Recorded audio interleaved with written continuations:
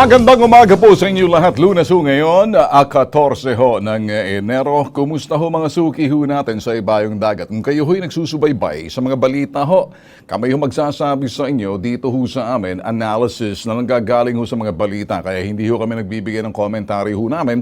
Maliban lang ho doon sa mga kaganapan na dapat nyo ho malaman. Kung kayo ho'y mga Filipino overseas at gusto ho nyo talaga masagap ang balita, importante ho, maintindihan nyo ho yung mga pangyayaring sunod-sunod na ho kasi itong mga nakikita ho natin kaganapan ngayon ng mga balitang papasok ngayong Lunes. Epekto lang ho ng ito yung mga kaganapan na ang dahilan ay yung Desyembre. Ngayong umaga mga boss, kami ho magsasabi sa inyo na bantayan ho natin sa Kongreso. Ito hong national budget na sinasabi ho nila sila daw sa Kongreso, mga kolokoy, kengkwit, mga kakumag, maayos ngayon. Mga boss, malaki hong pagkakaiba ng salitang ingrato sa salitang traidor. Ang salitang ito ay sa larangan ng politika, malimit nangyayari sa mga kaalyansang politiko at magkaalyansa ho sa larangan ng politika. Subalit, nagbabago hong ihip ng hangin sa ngalan ng politika at yung nabibiyayaan o nabibigyan ng pabor o nasalba, abay, baka siguro ho kasi nakakalimot. Kapag yung politikong yun, nabigyan ho ng pabor, abay, nabiyayaan ng kagandahang loob, abay, nakakalimot ho. Nakakalimot o sadyang kinalimutan or ayaw niyang alalahanin na may pinanggalingan ang kanyang kalayaan kung kaya siya'y namamayagpag ngayon sa kanyang kinalalagyan, yung taong yun matatawag na ingrato sa salitang kalye. Pero, para sa Bitag Live, mga suki ho natin, mga bossing, kung kayo ho'y nakikinig ho sa amin sa radyo, Radyo Pilipinas 738, okay lang mabansagang ingrato, magaan papakinggan sa paitaenga kaysa matawag o mabansagang traidor. Sa bagay, sa larangan ng politika, walang permanenteng kaibigan, mga bossing. Alam ho natin yan. Nananatili ay interes o kapakanan ng nasabing politiko o kanyang mga kapartidong kinabibilangan o mga kasalukuyang kaalyansa, kung saan man siya nandoon, kung saan man siya naroroon. Kaya sa larangan ng politika, ito yung mga tinatawag na trapo o mga plastic. Ay bato-bato sa langit, kung kayo ho'y tatamaan, wag ho kayo magagalit. Alam personalan, katotohanan lang ho, sa ngalan ng public service. Ang aking mga sinasabi, mga kasabihan, mga totoo. Kaya kayong gusto maging politiko o makinig kayo ng husto, o yung mga gustong magpolitiko, sasabak sa politika at mga politiko at mga trapo. Nakikinig ba kayo? Kaya ang sarap talaga ng buhay na ginagawa ko ng ganare. Laho sa politika. Kami ho'y taga-masid lamang. Yung tinatawag na fourth estate. Ito yung trabaho talaga na gustong gusto ko. Magsabi ng katotohanan na walang sinasabing ito'y preno. Tingnan niyo lang ho mga boss, ano? Sige, analyze this. Yung Speaker of the House nga ba, ito'y si Gloria Macapagal Arroyo, kasalukuyan. Nung panahon ni Pinoy, siya ho'y ginawang punching bag. Kinawawa. Kumbaga, kahit saan pupunta si Pinoy ang mga bansa, lagi nababanggit ang kanyang pangalan. Lagi siyang, kumbaga, batang pinapalo. Impromptu nung si Pinoy. Para kay Benigno S. Aquino, mas kilalang si Pinoy, si Gloria raw noon ay mukha ng katiwalian kaya sinaampulan. Sa mata ng karamihan, isa ako roon. Si Gloria ho'y inape. Kinawawa ho ng mga dilawan. Fact ho yan, totoo. Asaan ho ngayon si Gloria? Saan pa? Enter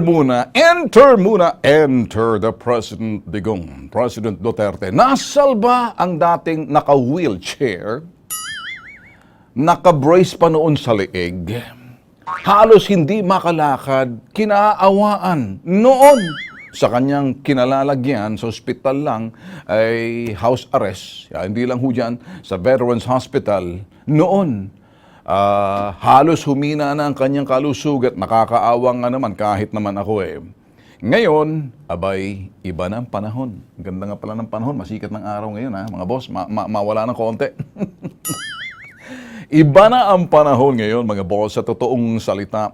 At talagang pwede hong gamitin yung sa politika, weather lang. Panahon lang. Ngayon, si Gloria at ang kanyang mga galamay sa Kongreso na si Andaya at si Suarez, bumibira ng husto binibira ho si Diokno. Kapag binira si Diokno, parang binira mo ang hekutibo. Kaya binibira ng husto, alam niyo ba kung bakit? Nung panahon ho, nung December that time, bago pumasok ang Pasko, isang linggo, dahil mga 10 araw bago pumasok ang Pasko, tumira sila ng tumira. Kumbaga, ito yung pinaka last offensive ho nila bago matapos yung 2018. Sila Andaya at si Suarez, bumira ng husto. Nung magkabukingan ho yung pork barrel sa Pampanga, sa baluarte ni Gloria at sa baluarte ni Andaya, ang Camsur.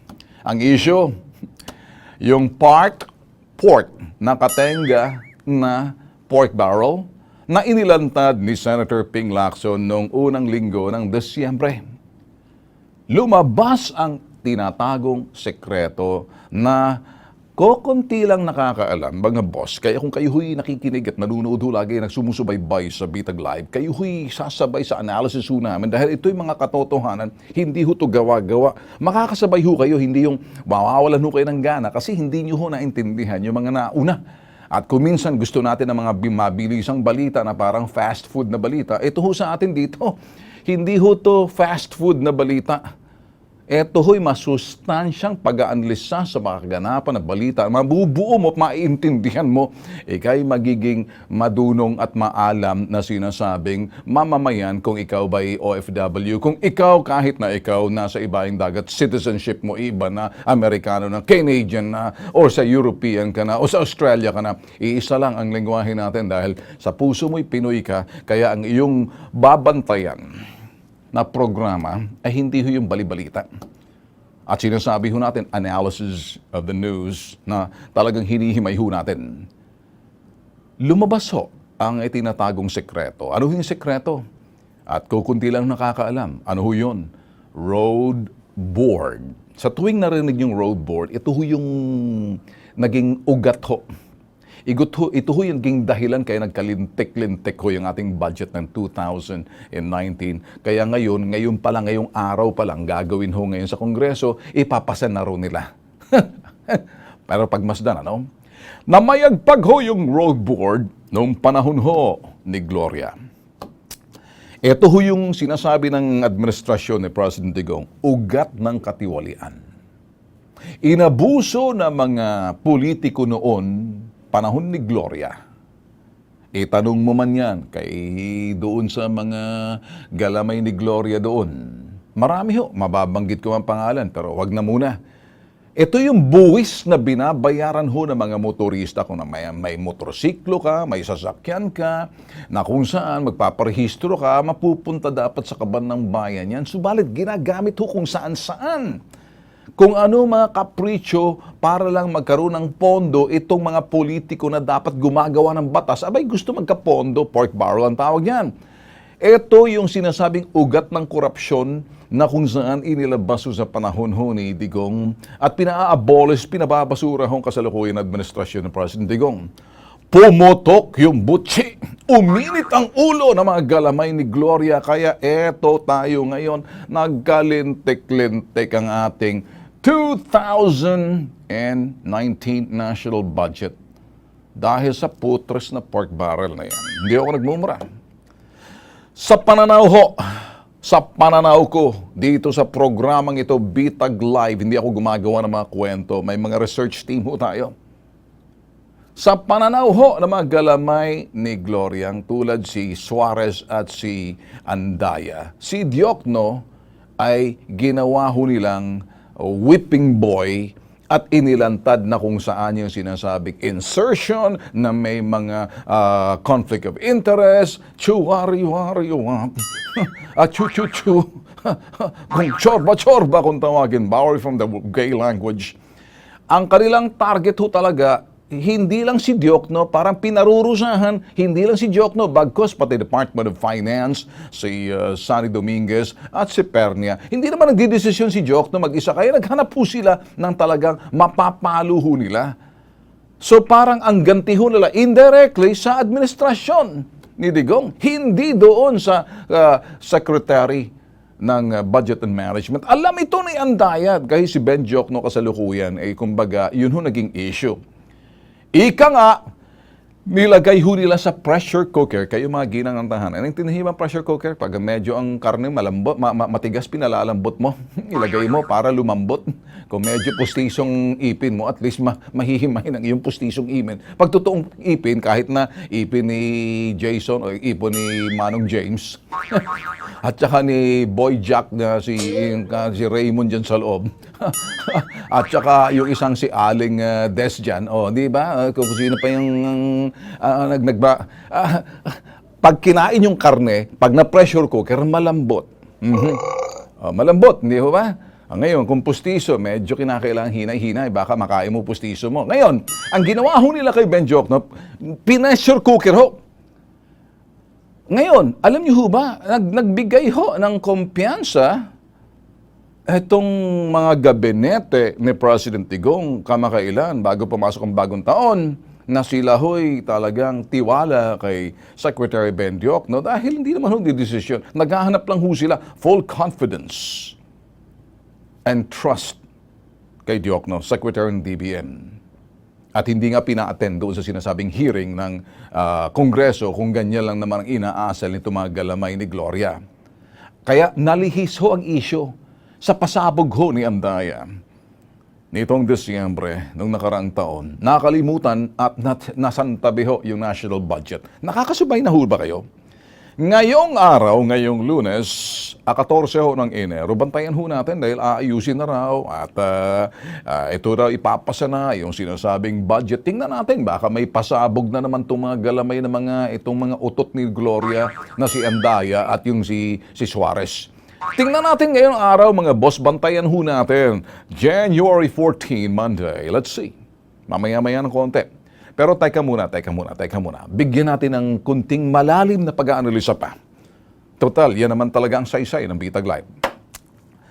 Pananaw ho ng kasalukuyang administrasyon ang pinaka-source ng korupsyon. Kayang putok ang butsi nila Andaya, Suarez at mga galamay ni Gloria ay ang road board. Ito ho yung perang, sabi nga natin, binabayad ng mga motorista na ginagamit nila sa pork barrel kung ano-ano. Ngayon, kamakailan, mga boss, sa isyong ito, nakisali na ho itong si Speaker na si Gloria Macapagal Arroyo na sa halip na, kumbagay, magsalita na, o sige, let's work together, wala kang narinig. Nakisali na. Alam niyo ba kamakailan, sinaltik ni Gloria ang administrasyon kasalukuyan at ang sinabi nito sa media, magpakita muna raw ng resulta kung naibsan ba ang kahirapan ng ating bansa sa administrasyon ni President Duterte. Kaya buwelta ng palasyo. Hoy, makinig kayo. Parang ganitong buwelta ng palasyo. Mas marami kaming nagawa kahit na ipagsamang administrasyon mo, Gloria, at administrasyon ni Pinoy, kung pag-uusapan ay kahirapan. Kanino na ibsan?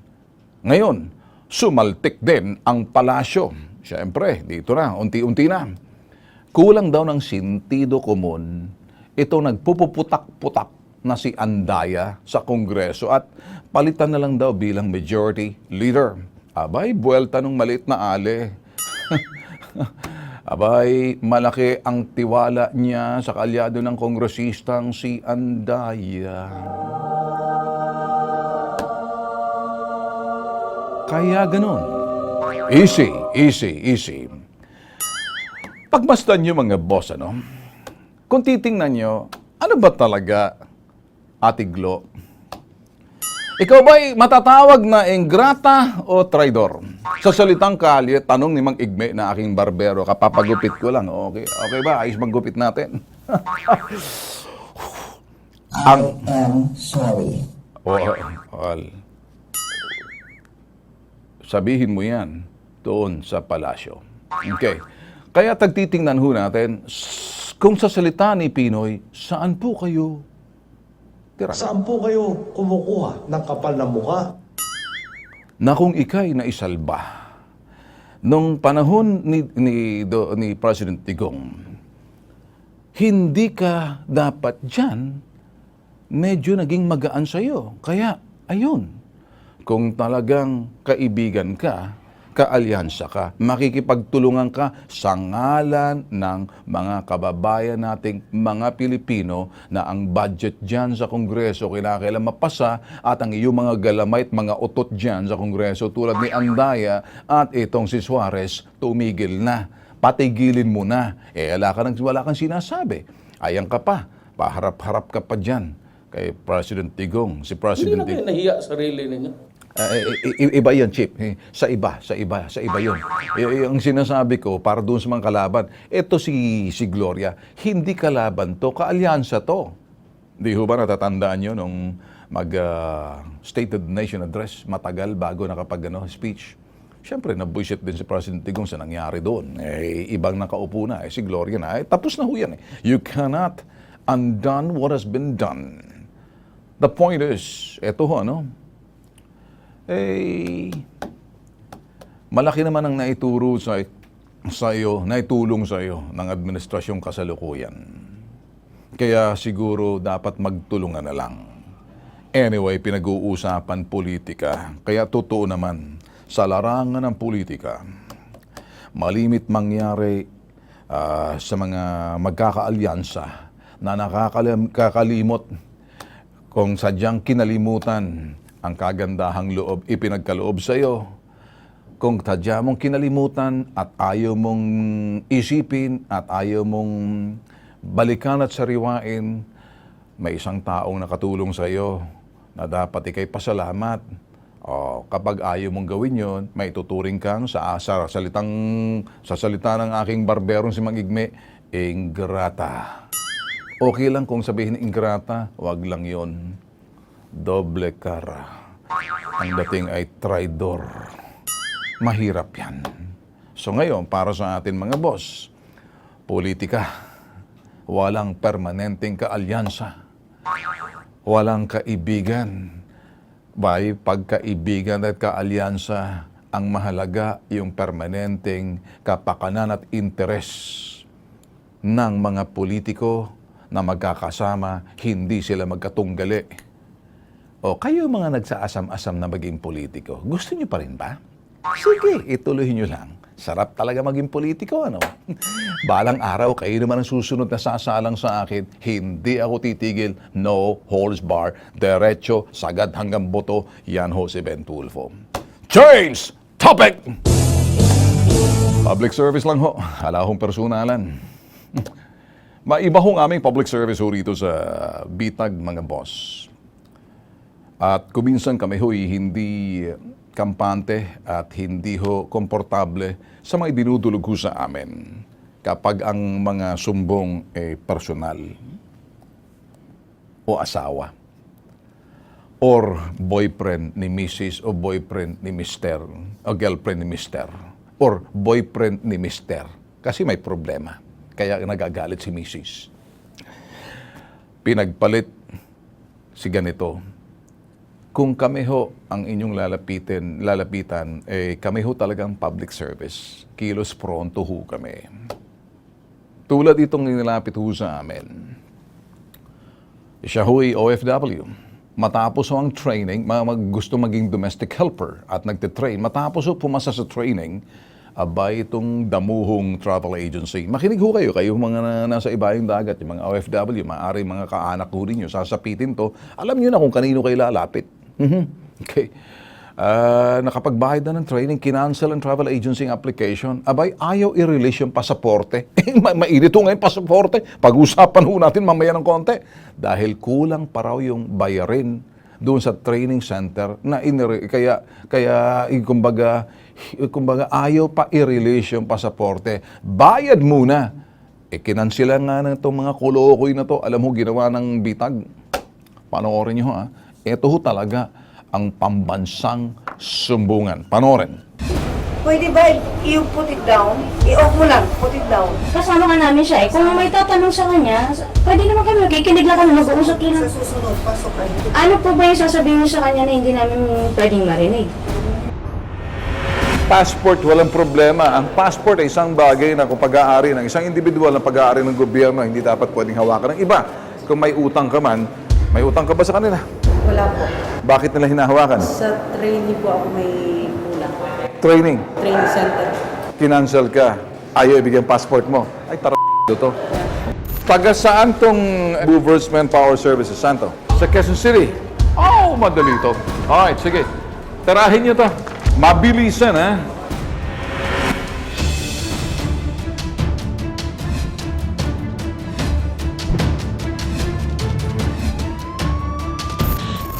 Nandiyan po sa puting building po na yan, sa third floor po. Nandiyan po yung passport ko sa Expedite Movers.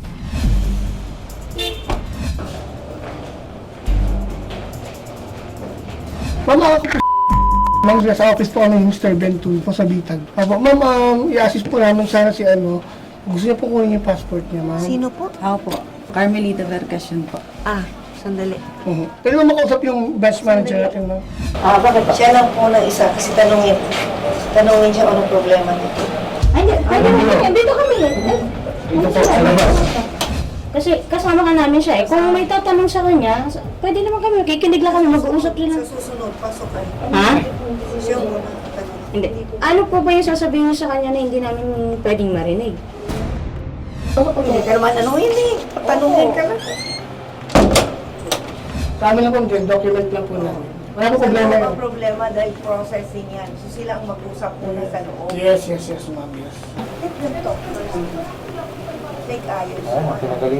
Makapagpapagaling na kasi ma'am yan. Pinapagalitan na yung aplikante. Ano hindi? Ma'am, sigawan na yun.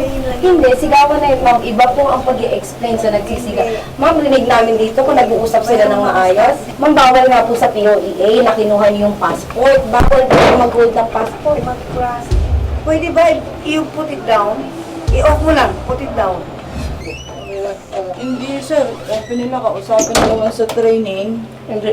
Kausapin daw po ang sa training. Kaya sabi ko nga po Ma'am, sino pa kausap ba kanina? Sino kumakap sa'yo? May-ari yan. Kausapin niyo, sabihin mo. Hindi kami aalis dito hanggang pinakuha yung passport.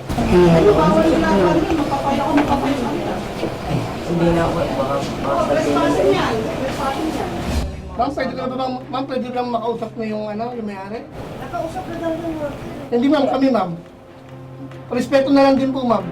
Galing po kami POEA ma'am, you are not allowed to hold the passport. Langga, they have reasons to hold it. Kaya nga, mag-process ka ng papel. Ma'am, POEA na po nagsabi ma'am. Hindi yan pwedeng umandar sa process pag walang passport. Ma'am, wala na pong process ma'am eh. Wini-withdraw na nga eh, ba't ayaw niyong ibigay? May mga rason, kaya nga... Kailangan ko yung rason. Kailangan ko yung rason. Ngayon, I was asking you to please put your camera down dahil hindi kayo nag-ask ng permission na magdala niyan. Diretso ka agad. Ma'am, hindi kailangan namin mag-ask ng permission kasi you are... Ngayon, gusto nilang kausapin. Sige.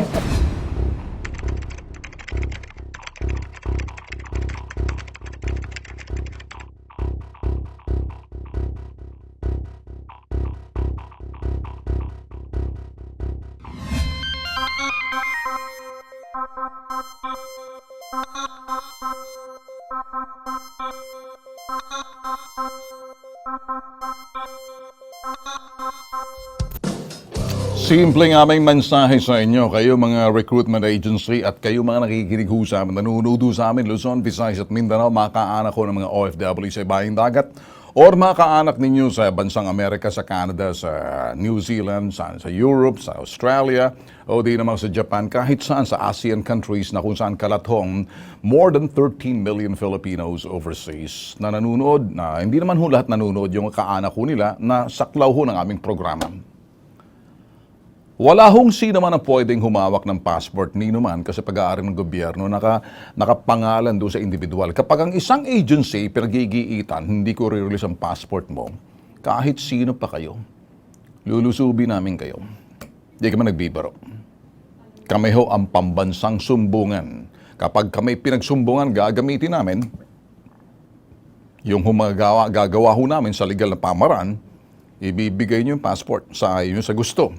Yun namang kabobohan na walang sentido komon tulad ni Andaya na nagsalita, bawal yan, trespassing, lul, laugh out loud, ulul, U-L-O-L, ulul, ang ibig sabihin noon kung sa Tagalog, pero ulul, you laugh out loud. Bakit? Ang trespassing ay para sa mga pribadong tanggapan na hindi bukas sa publiko. Kapag ang inyong tanggapan ay recruitment agency, at kayo tumatanggap ng mga taong sa labas, papasok ng inyong opisina, hindi pwede maging pribado yan. Lul, laugh out loud. Kaya huwag niyong gagawing dahilan. Sampahan niyo kami ng trespassing. Ala kaming problema. Tututpik pa kami, samahan namin kayo sa hukuman. Huwag kayo magsisiga-sigaan. Bumalik na.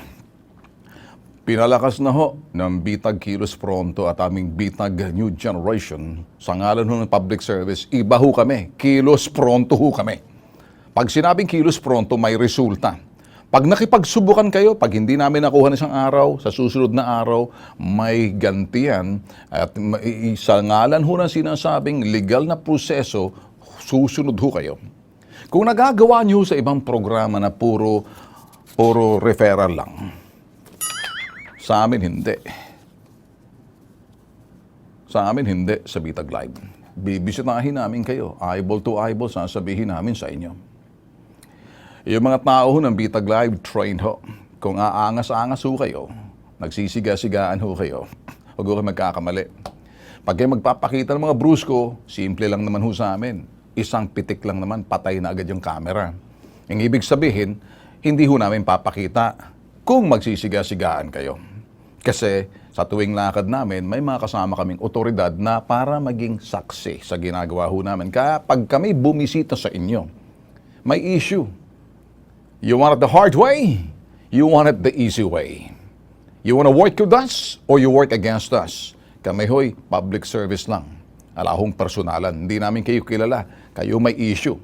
Kaya nga ho kami pambansang sumbungan. Huwag lang ho doon sa mga kabit. Kasi hirap ho kami. Boyfriend ni Mrs. Girlfriend ni Mr. Hirap ho kami doon Pero ganun pa man, gagawa ho kami ng paraan sa practical ho na aming magagawa. Kasi baka magkalituan ho tayo, no? Pambansang sumbungan. Action. Hindi opo, hindi sat-sat. Kilos. Pronto. Yun ho. Bitag. Ipabitag nyo ho kahit sino ho mga abusado at mga mapang-api dyan, nakahanda ho ang aming tanggapan. Linawin ho natin mga boss, ano? Ito hong ginagawa ho ng Bitag, lalo-lalo na pagpapalabas ho ng ito'y mga karanasan ho na mga gumamit ho ng Kings Harbor. Kabahagi ho yan ng public service ho. Again, sinasabi ho namin, ito ho yung mga nagsasalita mismo, mga users ho sila ng Kings Herbal. Ngayon, ang kanilang may mga doktor ho sila. Inuulit ho namin, hindi ho gamot yan At siya ho'y supplement lang. Ngayon, kung may mga claims ho sila, doon sa mga naranasan na, bumabalik ho sila sa doktor na sinasabi ng doktor, tuloy mo lang kung okay yan.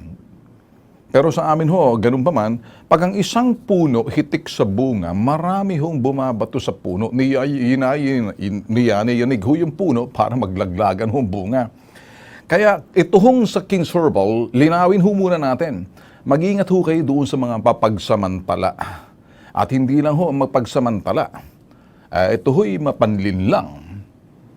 Kung tutusin, kilalanin ho lahat yung mga dealers sa inyong lugar na siyang may karapatang magbenta rehistrado, lisensyado, at sila ho'y lehitimo kasi may pananagutan ho sila sa manufacturer, Ray King's Herbal, para kung sakaling may kunting sablay at hindi masasauli, masasabi doon mismo direktamente sa nagmamay-ari at napapagandang produkto. Pag bumibili ho kayo sa mga online na hindi nyo kilala at naglalagay ng mga advertisement online sa mga Facebook na King's Herbal sila, mag-iingat ho kayo. Kasi itong bagay na to baka maabuso. Kung yung hong Lazada, sinusuka ho ng King's Herbal na hindi ho lehitimo yan. Kung itong King's Herbal sinasabi, Mercury Drug, Watson's, Rose Pharmacy, the generic drugs, hindi ho sila po pwedeng magbenta at bumili ho kayo, abay, kayo ho'y may problema. Baka kulang na kayo sa sentido common na kinakailan. Malaman nyo ho, ipinagbabawal ho ng may-ari. Pag yan ho'y binenta riyan, may problema. Saan na kinuha? Peke. Kasi hindi ho nagbebenta ang yan hindi sila binigyan ng authorization kasi hindi sila pwede magbenta. Lalo-lalo na yung mga nagbebenta sa internet. Mag-iingat ho kayo dahil hindi nyo kilala yung mga yan. Bebenta. Ikay nandoon sa pinakatuktok na kunyari sa may Batanes, tapos ang bibili sa Davao, abay may problema ka. Wala kang karapatan na ikay dealer magbebenta ng ikay sa Batanes sa Davao. Kung ikay naman nasa Davao, wala kang karapatan magbenta sa taga Maynila kasi nandito yung manufacturer. Kilalanin ho ang mga dealers sa lugar, kaya yun ho yung sinasabing direct selling. Mga direct sellers, doon mismo kilala ninyo, malalapitan ninyo, mapagrereklamuhan ninyo, makakaabot sa may-ari. Kapag bumibili kayo ng King's Herbal sa hindi nyo kilala, hindi dealer, sa online lang, abay, kung hindi kayo may tililing sa kokote, ewan natin, talagang gusto ninyo magpaloko kayo. Sige, magpaloko kayo. Dahil pag naloko kayo, huwag kayo magrereklamo at sasabihin nyo, kasalanan ng Kings kasi sapat na ho yung sinasabing advisory binibigay. Bumili lamang sa mga kilala ninyo, rehistrado, lehitimo na mga dealers kasi yun ho ang saysay ng direct selling. Yung mga distributors, sila ho yung sinasabing territory, probinsya. Yung mga product center, pwede ho sila maging dealer, distributor, or di naman kaya product center sa mga regions pwede. Yun ho mga satellite office sa manufacturer ho yan. At pinakamaganda, tumawag na lang ho kayo sa mga manufacturer. Pag may mga naglalabas ho sa Facebook na sila ho'y nagbebenta ng King's Herbal, wag ho paniwalaan. Ang unang gawin, makipag-ugnayan at tumawag ho, bumisita sa website ho ng Ray King's Herbal, doon ho kayo makipag-ugnayan, doon ho kayo bumili. Huwag kahit kanino. Seryosohin niyo ho ang sinasabi ni Bitag. Kasi pag kayo nagreklamo, lalapit kayo sa akin, babatukan ko sa ulo dahil hindi niyo sinunod yung sinasabing sa amin ang babala sa inyong pag-iingat. Kung hindi kayo maingat at kayo pa rin parang burara, abay, dapat lang maloko kayo kasi interesado kayo maloko eh. Sinasabi na nga hindi po pwede. Kaya mag-iingat ho kayo. Public service ho itong sinasabi natin. Mag-iingat ho tayo. Ang direct selling, hindi ho multi-network marketing. Ang direct selling, hindi ho multi-level. Kalokohan ho yan. Hindi ho ganyan ang sa Ray King's Herbal. Nililinaw ho natin. Kaya kung kayo ho'y kinakailangan pumunta, pag nakita nyo ho sa baba ng Bitag, nandyan ho yung DCMI, makakasiguro ho kayo dyan. Yan ho'y dyan sa ibaba lang namin, masisilip namin, pwede nyo pagreklamuhan. Kapag yung iba ho dyan sa labas, kilalanin nyo ho. The first thing, kung kayo ho'y bumibili ng King's Herbal, kilalanin kung sino mga dealers nakakausap ninyo. Hanapan nyo ho ng sinasabing card, kasi pwedeng ipeke. I-check nyo ho sa manufacturer para malaman. At hindi ho pwedeng magbenta yung taong hindi nyo kilala. Nandyan lang sa mga mall, nandyan sa Divisoria, sa Quiapo, wag hong tangkilikin mga yan. Fast break ho yan. Hindi lang ho dyan. Manloloko ho yan. Ako na magsabi. O ano, may reklamo kayo. Kayo mga tinatamaan. Dapat lang kayo mabukulan. Okay, change topic! Mga boss, pag-usapan ho natin ng passport, ha? Seryoso ho to. Kanina, kinuha ho natin yung passport. Pag-aari ho ng gobyerno yan. Lahat ho na impormasyon sa passport ho natin. Nalalaman ho kung sino tayo, birth certificate natin, lahat ho na information. Pero dito sa parting to, ngayon, nagiging mahirap ho naging kalbaryo tuloy ang buhay ng mga Pinoy. Mag-ano ka lang? Okay lang kung ikay nag-a-apply ng passport mo first time, pakita ka ng birth certificate mo. Kung ikay taon-taon nagre-renew ka lang, sasabihin ngayon ng DFA, pakita mo sa akin ang birth certificate mo. Ibig sabihin, hindi nila ino-honor yung mga passport na nagpakita ka na noon. Ilang taong, ilang presidente ng nakaraan. Hindi nga tama yun. May e-passport ka pa. Ang nung problema, mga boss, eto kasing mga dilawan, hindi ko maintindihan, mga honghang. Lahat ho ng impormasyon ng isang individual, kumbaga, dapat sa pangangalaga ng pamahalaan. Pag yan ho'y nasa pribado, nagalit daw ho ata yung provider na ito ho yung nagpa-process ng passport, isang pribadong outsourced passport. Ito'y tawag ho sa kanila, sila ho'y passport maker for DFA. Abay, sasabihin na nagalit ka, dala-dala mo lahat yung mga impormasyon. Dapat lang tadyakan sa lalamunan to, nilalatigo sa publiko. Hinaharap sa luneta, tapos binabato ng ewan, ng munggo. Bakit? Hindi po pwede yan. Ang punto ho rito, ba't nagkaganyan? Ito naman ho ngayon. Ngayon, nakita ho ngayon, sabi ho ng dating DFA Secretary, si Yasay, problema na daw ho doon yan. Binabago ho nila, inaayos ho na ho nila. Hindi na po pwede yung noon. Pagdating ho kay Chidoro Locsin, kay Teddy Boy Locsin, DFA Secretary, eto ho ngayon nagkalabasan at lumabas ho yung tinatago ng mga dilawan. Kaya itong mga dilawan, abay, paimbestigan. Enter itong si Bobs ba? Risa Hontiveros, si Bam Barambam Tiger Bamakido, si Franklin Cholesterol Drilon. Yung iba, sila Senator Pimentel at Lacson, ito'y dapat maimbestigahan. Pero pag nag-imbestiga, siguro naman self-serving pag sinabing imbestigahan. Tama lang imbestigahan. Pero kung sinasabi ni Secretary Teddy Boy Locsin, panahon ng dilawan. Nag-umpisa si kay Gloria, lumala sa panahon ng dilawan. Ayan ang panahon ng mga dating panahon ni Pinoy, nagka-leche-leche. Kaya ito ngayon. Kaya dapat lang mag-imbestiga. Itong passport breach, seryoso ho ito mga boss. Na ngayon nagkakaalaman na. Kasi pag nangyari dito, dapat talaga, yun ho eto ho yung pinaka-provider ho natin na passport or mga IDs na mga nauukol ho sa national IDs or SSS IDs, PhilHealth. Hindi ho dapat hawakan yan na mga pribadong entity or mga identidad na mga negosyo. Dapat sa gobyerno, kasi datos niyan sa gobyerno. Ba't kaya nangyari yung panahon nitong si Pinoy? Aber sige nga, idepensa ninyo kayo mga dilawan, kayo tinuturo ngayon. Kasalanan ninyo. Iimbestigahan ninyo ang mga kauri ninyo. Kung yung impormasyon na yun. So, mas maganda siguro, umupo na lang kayo at makinig. Huwag na kayo magsasasalita. Lalo na pag kayo'y nasa dilawan kasi kayo inaakusahan. Hindi naman ako may sabi niyan. Si Teddy Boy Locsin. Yan, malapit kay Cory yan. Pero ngayon, nagsasalita ng derechahan. Noon pa man, buisit. Ngayon, magkakaalaman. Let the investigation begin. Change topic. Inuulit lang ho namin mga boss, public service lang ho tayo rito, ano? Public service.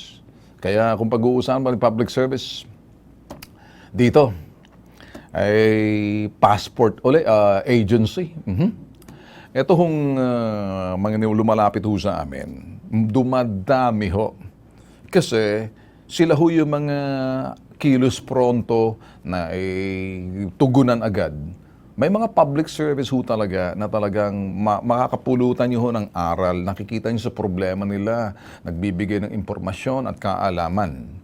O di naman kaya nagbibigay ng sinasabing wisdom, values, and lessons sa iba hong nararanasan nila kasi tinatakil ho namin ng buong ingat at hindi pinagtatawanan.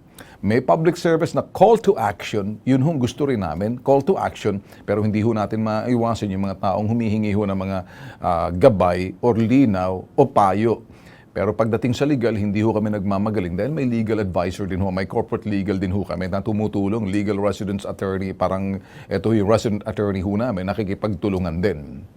May mga iba na talaga, ikay maaawa, maantig ang puso mo, public service ho yan. May iba naman talagang matatawa ka dahil nagpapatawa or nakakatawa, hindi sa pinagtatawa na gusto nang nagrareklamo, masaya ka at nagpapatawa rin. Kaya pag sinabi ho talagang may problema doon sa boyfriend ni Mrs. at girlfriend ni Mr. na si Jason at si James, hirap eh. Tapos si Boy Jack na sa call center, si Boy Jack na sa call center si Raymond. Okay lang maging Boy Jack na sa call center, kaysa naman kapareho ni James. At saka nitong ito, may tinatago mga girlfriend. Kaya kung minsan, baka reklamo ka lang mga misis. Yan mga problema. Mahina ako dyan eh. Pero ganun pa man, gagawan ho natin talaga ng paraan ng mga public service na yan. Tulad ho nitong isang klase. Pero hindi ho to pagdating sa mga girlfriend, boyfriend, or mga kabit. Hindi ako masyado magaling dyan. Ako yung maamin eh. Iba na lang ho to. Ay domestic helper sa Riyadh, Saudi Arabia, inaabuso, binubugbog, ginugutom, hindi pinapasahod ng Arabong amo, ibinebenta sa ibang Arabong amo. Kaya tumakas at umuwi sa Pinas gamit ang sariling pera pambili ng ticket. Lumapit ito sa kilos pronto, mihingi ng hustisya, mabawi ang kanyang sahod. Abay, alam niyo bang ginawa namin? Siyempre, iba yung estilo ho ng bitag kilos pronto, kaya nga pambansang sumbungan. Eto, panoorin. Ako yung nahirapan doon. Hindi niyo alam anong takot ko, hindi niyo alam. Tapos ganun lang kadali sa inyo, humingi kayo ng sorry sa akin. Paano naman ako yung namatay? Nagkakahiya, nakakaawa yung pamilya ko. Uuwi ako, walang dalang pera.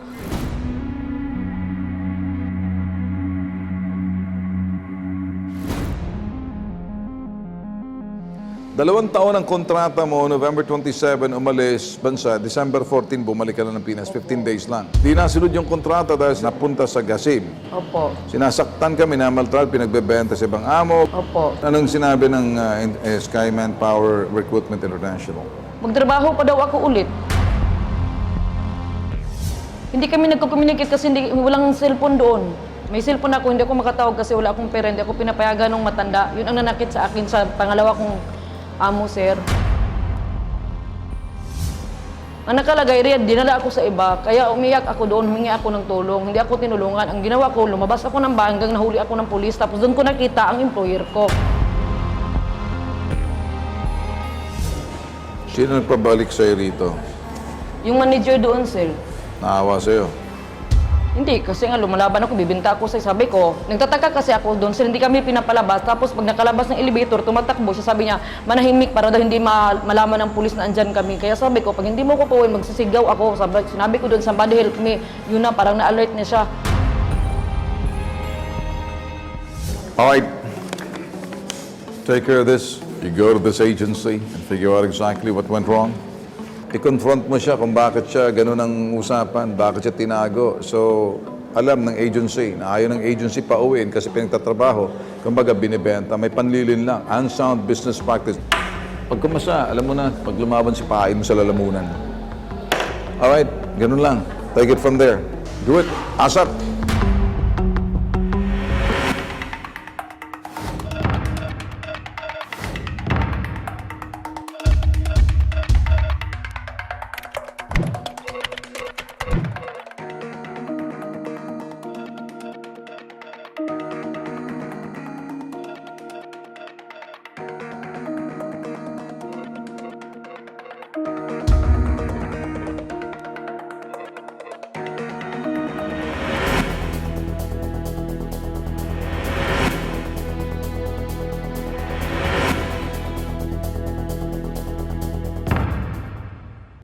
Pwede bang diyan ka lang muna? Diyan ka lang muna, ma'am, para...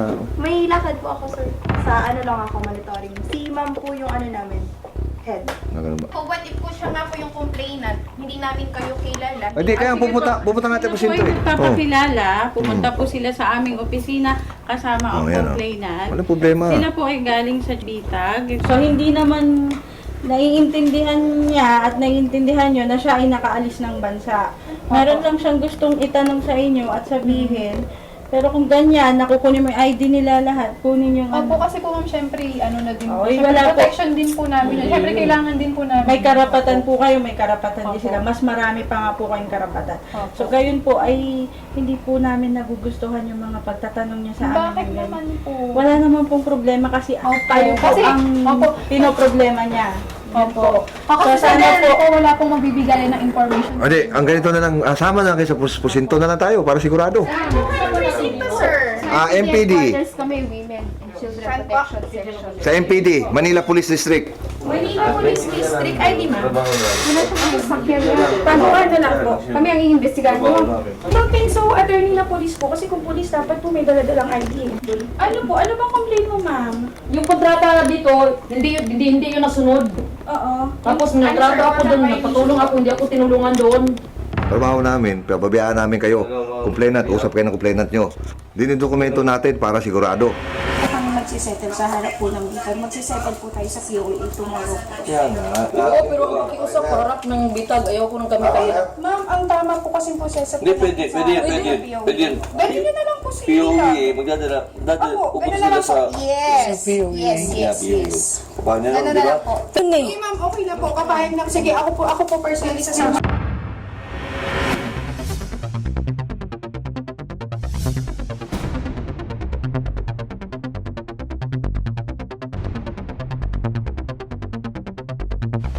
Ako yung nahirapan doon.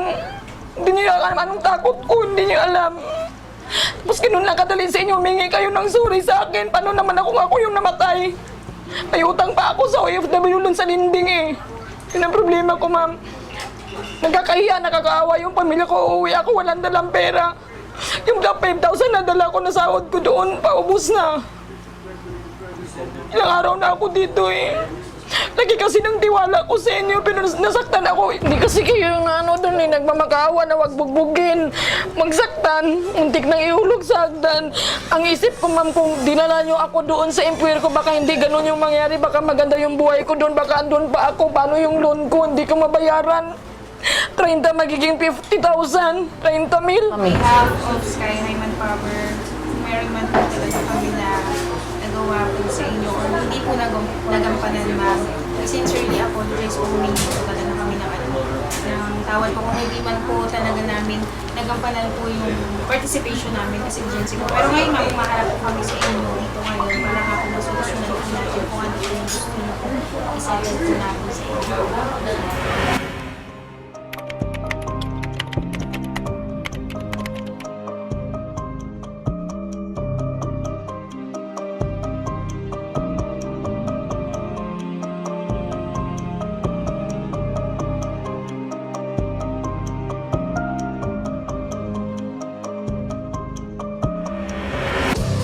Public service lang ho mga boss, wala hong personalan yung aking sasabihin, diretso galing sa aking puso.